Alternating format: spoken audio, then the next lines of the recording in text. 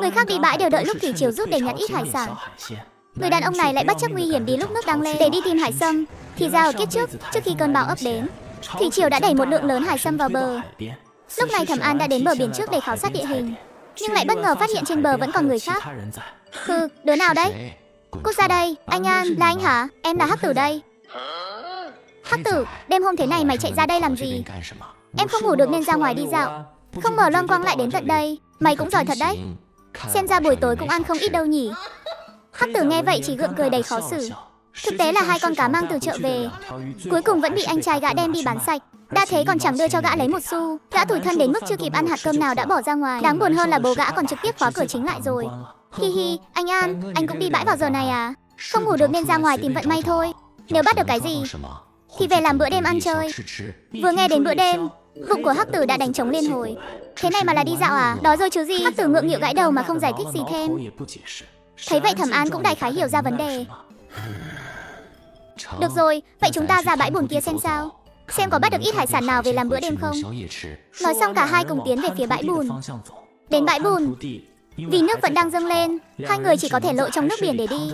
Ngay lúc Thẩm An tưởng rằng sẽ phải ra về tay không, thì mờ thấy trong nước có thứ gì đó đang ngọ nguậy. Có hàng rồi anh ơi. Là một con bạch tuộc. Thẩm An gật đầu, đưa tay chụp lấy nó rồi bảo tìm kỹ xung quanh, xem có bắt thêm được mấy con nữa không. Lát nữa nướng lên mà ăn. Hắc Tử nghe xong nuốt nước miếng ực. Tiếp tục theo chân Thẩm An tiến về phía trước. Thế nhưng mới đi được vài bước, chân Thẩm An bỗng cảm giác như đá phải thứ gì đó. Thẩm An đưa tay xuống mò thử, sau đó bắt lên được một con hải sâm. Hi hi, xem ra chỗ mà hải sâm bị sóng đánh vào bờ chính là ở loanh quanh khu này rồi. Anh, vận may của anh tốt thật đấy. Thế này mà cũng đá trúng được. Tìm kỹ xung quanh đây xem thử còn con nào nữa không. Hắc Tử gật đầu, bắt đầu lần mò dưới nước. Rất nhanh cũng đã phát hiện ra. Anh ơi, em tìm thấy rồi, nhưng hình như không phải hải sâm.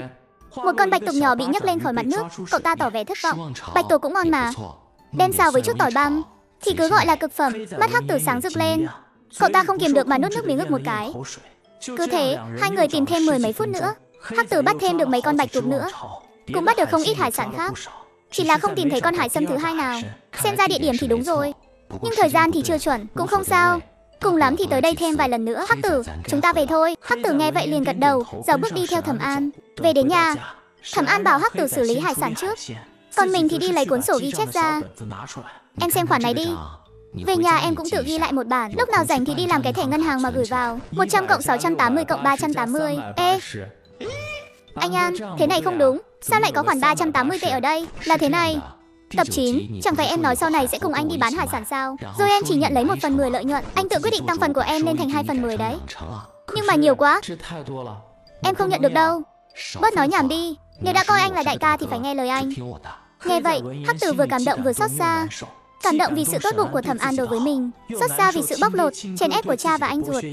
Anh, cả đời này em sẽ theo anh, kể cả anh bảo em nhận anh làm bố, em cũng chẳng thèm do dự luôn. Mày đúng là hiếu thảo thật đấy. Được rồi, mau xử lý hải sản đi. Xong sớm thì đi ngủ sớm, mai còn phải đi câu cá nữa đấy. Dạ anh. Nói xong Hắc Tử tiếp tục xử lý hải sản. Thẩm An thì đem hải sản Hắc Tử đã làm sạch đi chế biến. Bạch tuộc một nửa làm món hấp chấm mắm, một nửa thì xào tỏi với gừng đỏ. Cuối cùng đem ốc đã trần sơ đi xào lan. Làm xong, hai người bệ bàn ghế ra. Ngoài sân, mỗi người một chai bia vừa ăn vừa uống. Anh ăn nhiều vào, đừng khách sáo nhé. Tao thèm vào mà khách sáo. Nói xong Hắc Tử ăn uống bất chấp hình tượng luôn. Cả tối chưa ăn gì, giờ cậu ta đói đến mức không chịu nổi nữa. Thế nhưng đang ăn thì lại muốn khóc. Sao vậy? Khóc đấy à? Không có gì, bị cái mắt thôi. Thẩm An nghe vậy thì thở dài. Chuyện Hắc Tử gặp phải ở nhà, anh dĩ nhiên là biết rõ. Anh có thể giúp, nhưng không thể giúp cả đời được. Chuyện này cuối cùng vẫn phải tự cậu ta đứng lên thôi.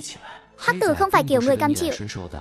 Kiếp trước chỉ là thiếu đi dũng khí để phản kháng, nhưng giờ Hắc Tử đã tự kiếm được tiền, nên cũng có chỗ dựa rồi. Mấy cân hải sản nhanh chóng bị hai người đánh chén sạch.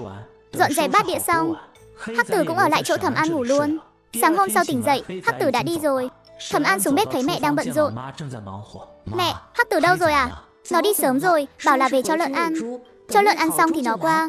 Hôm nay các con vẫn đi câu cá à? Vâng mẹ. Gạch ngói để sửa nhà mẹ mua chưa? Mua rồi, chuyện này con không cần lo. Cứ đi làm việc của con đi. Thẩm An gật đầu rồi ngồi xuống ăn sáng. Ăn sáng xong vẫn chưa thấy Hắc Tử tới. Thẩm An lại đem dây cước, lưỡi câu đã mua lúc trước ra, bắt đầu làm dụng cụ để câu cá bống. Mẹ thấy vậy không hiểu, liền hỏi cái này lại dùng để làm gì? Dùng để câu cá bống sao ạ? Con còn tìm thấy hang cá bống sao rồi cơ à? Ngay chỗ rừng lau sậy ở bãi bùn ấy à? Đợi khi nào bên bãi bùn vắng người hơn, con sẽ đi thả mồi thử xem sao. Thẩm An vừa bận rộn vừa trò chuyện với mẹ. Bỗng nhiên nghe thấy tiếng gõ cửa. Thẩm An tưởng Hắc Tử đến nên ra mở cửa. Ai ngờ người đứng ngoài cửa lại là Lý An Toàn. Mày đến đây làm gì? Hi hi, anh An đang bận gì thế? Có cần em giúp một tay không? Không bận gì hết. Có chuyện thì nói, không có thì biến nhanh đi. Thực ra cũng chẳng có gì. Anh An, chắc anh gặp Lý Giai Giai rồi nhỉ? Thẩm An nghe vậy liền nhíu mày. Bỗng nhớ lại chuyện ở tập trước, vụ cho Lý Giai Giai leo cây. Gặp rồi. Rốt cuộc mày muốn nói cái gì? Xem ra Lý Giai Giai đã nói giúp em rồi. Vậy thì tốt quá. Anh An xem, hay là sau này anh lại dắt em theo đi? Không dắt được, còn gì nữa không? Không có gì thì cút mau, tao không rảnh tán dóc với mày. Thẩm An nói xong định đóng cửa. Lý An Toàn thấy vậy liền cuống quýt, vội vàng nói ra mục đích thực sự. Anh An, chờ đã, em còn chuyện muốn nói. Là thế này, em mới phát hiện ra một cơ hội làm giàu, nhưng một mình em làm không nổi. Từ nhỏ đến lớn, anh luôn là trụ cột của anh em mình. Chỉ cần có anh ra tay thì việc gì cũng thành.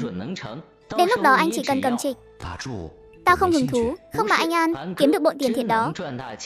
Ha ha, vậy thì chúc mày phát tài nhé. Cơ hội làm giàu à? Tin mày thì tao đúng là thằng ngáo rồi. Nếu thực sự có chuyện làm giàu tốt thế này, với tính cách của Lý An Toàn mày, chắc chắn đã lén lút làm một mình rồi. Đời nào lại đặc biệt đi tìm tao? Chẳng qua là muốn tìm đứa đầu vỏ khi xảy ra chuyện thôi. An Toàn à, Thẩm An không đi kìa. Giờ tính sao? Tao làm sao mà biết được? Hồi trước Thẩm An nghe lời Lý Giai Giai nhất mà. Sao giờ hết linh nghiệm rồi? Tao không tin là thiếu Thẩm An, anh em mình lại không sống nổi. Là chúng ta tự mình làm. Đợi đến lúc kiếm được tiền, xem hắn có đỏ mắt vì ghen tị không. Lý An Toàn, các người cũng đến tìm anh An à? Đây chẳng phải là Hắc Tử sao? Giờ mày đã thành đàn em số 1 của anh An rồi nhỉ? Đương nhiên rồi, anh An chỉ muốn dẫn tôi theo thôi. Đắc ý cái gì chứ? Cứ đợi đấy, sau khi bọn Lý An Toàn rời đi, Hắc Tử và Thẩm An chuẩn bị xong dụng cụ câu cá, cũng đẩy xe đạp ra khỏi cửa. Đến điểm câu, Thẩm An nhìn quanh một lượt, thấy chưa có ai tìm được chỗ này, mới thở phào nhẹ nhõm. Được lắm, có vẻ như vẫn chưa có ai tìm đến đây. Anh An, chỉ cần chúng ta cẩn thận một chút thì chắc sẽ không có ai phát hiện ra đâu nhỉ? Không thể nào. Với vụ náo động bán lươn ở chợ hôm qua của chúng ta, sau này chắc chắn sẽ có người để mắt đến mình. Kẻ có tâm sớm muộn cũng tìm ra thôi, đành chịu vậy. Biển cả là của chung mà.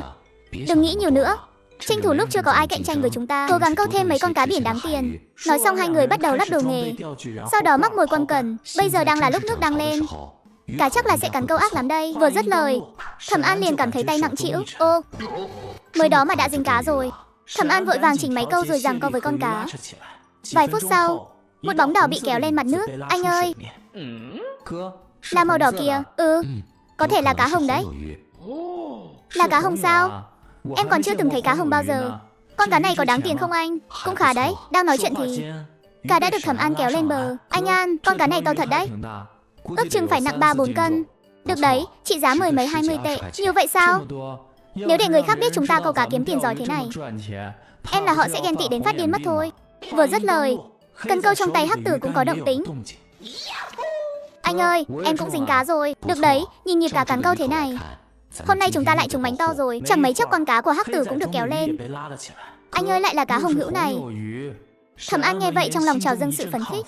Dựa vào kinh nghiệm câu cá mấy chục năm từ kiếp trước, anh đã hiểu rõ tình hình hiện tại là thế nào. Hắc Tử nhanh tay lên chút. Dưới kia chắc chắn là có một đàn cá hồng hữu lớn. Xem ra hôm nay ít nhất cũng kiếm được 1000 tệ.